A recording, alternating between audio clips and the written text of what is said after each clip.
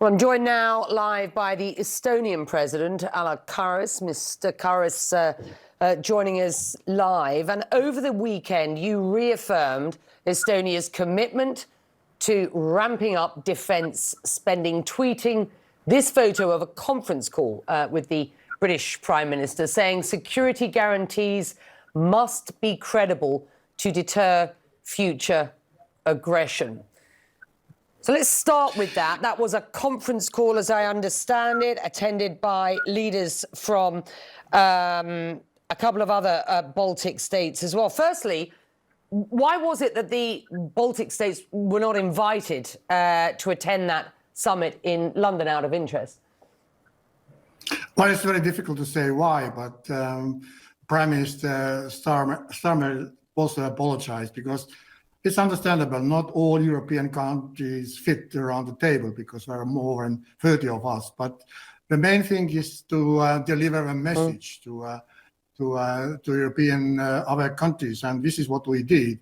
And spoke to Prime Minister Starmer and talking about Ukraine's future and also relations between Europe and US. You have confirmed that you are ready to engage in discussions.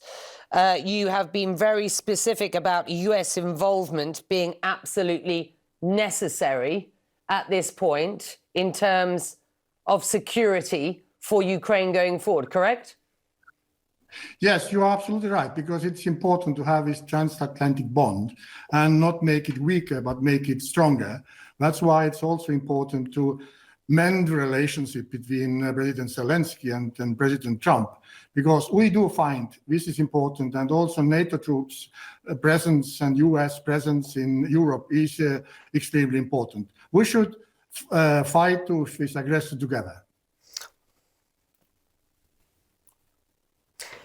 I have to say, I mean, there will be people listening to you who understand what you're saying, but will question whether those bonds, those transatlantic bonds that you refer to, still exist or are likely to exist for much longer when you consider where Europe is at with regard to this Trump administration. Let me ask you, you spoke to Keir Starmer. It is only becoming, a little clearer now what this sort of UK-Ukraine plan might, Europe-Ukraine plan might look like. Were there any specific plans or steps towards peace floated with you and your Baltic colleagues in the call that you had with the UK Prime Minister? I mean, till now there was only one peace plan. It was Zelensky's peace plan.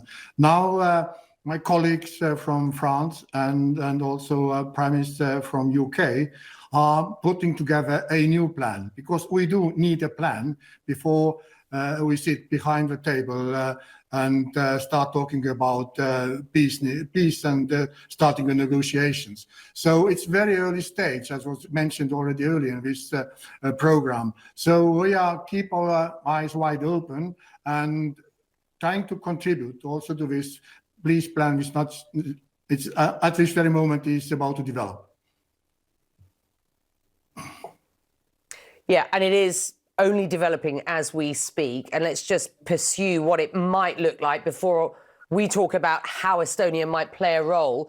There's talk of a 1-month truce suggested by the UK and France. What might that look like? And is that acceptable as far as you're concerned? Well, it's very difficult probably to have a ceasefire for 1 week, 1 month even, if we don't have security guarantees, because we do need to have security guarantees for Ukraine. So this is also should be a part of his plan. Otherwise, this won't work.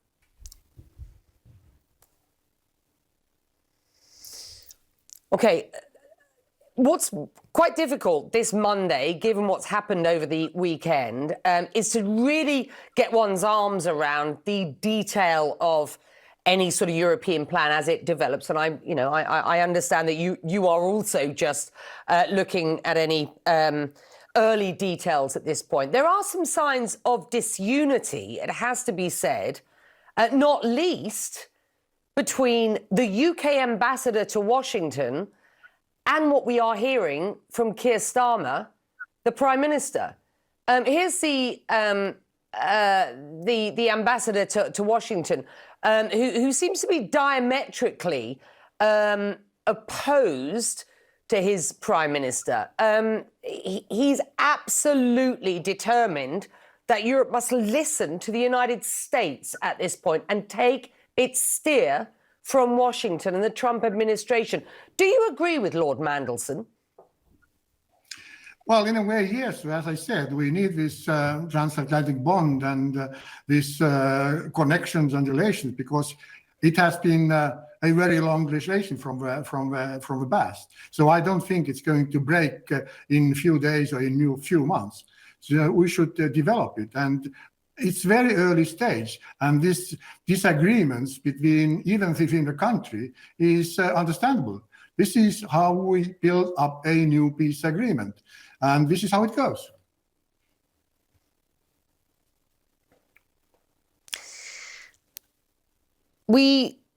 I promised that we would talk about where Estonia fits into the sort of wider plan going forward. So I want to get your sense. If the US were to step back, there is a huge disparity between US military aid and support. Certainly, its involvement in NATO, in Europe, and other European countries. Our viewers can see this chart here. Does Europe even have the funds to cover the difference for Ukraine? And very specifically, what is Estonia prepared to do in terms of an increase in defence spending? The UK has already suggested it will increase its defence spending. And two, with any military support for Ukraine, either in the air or boots on the ground? First of all, Estonia is spending now on defense about 3.4% of our budget. And we're actually aiming up to 5%. It's not like that. It just comes from a NATO defense plan. So it's a thing we have to aim that takes maybe not 1 year, maybe 2 or 3 years, but we have to reach 5% of our spending. And it was understandable even before President Trump mentioned it in one of his speeches. Secondly, we have been supporting Ukraine already even before this escalation started in 2022. And we aim now, together with our allies, put more than 200 million euros on ammunition to Ukraine. And also UK is providing assistance to Ukraine. But to finish it up, first of all, I don't even think that US should take its NATO or US away from Europe. We even don't consider, because it's useful for both sides. It's not only for Europe, but it's also for US to stay in Europe. So we are working on it, and I'm convinced US will stay in Europe. From your perspective, briefly, sir, and finally, just how worried are you? And how close do you believe we could be to war in Europe? I mean, worry is actually, it's not a very good companion, and you have to be realistic and to make everything that this won't happen. I mean, war in Europe. And deterrence is most important, because Russia understands only strength. And this is what we are trying to do. I have always been giving an example, but if Russia would have known that Ukraine was that defending the country as we did, I don't think Russia would have started this escalation in 2022. Sir, I thank you for joining us. I know these are very, very busy times. Your perspective is incredibly important to us. Thank you very much indeed.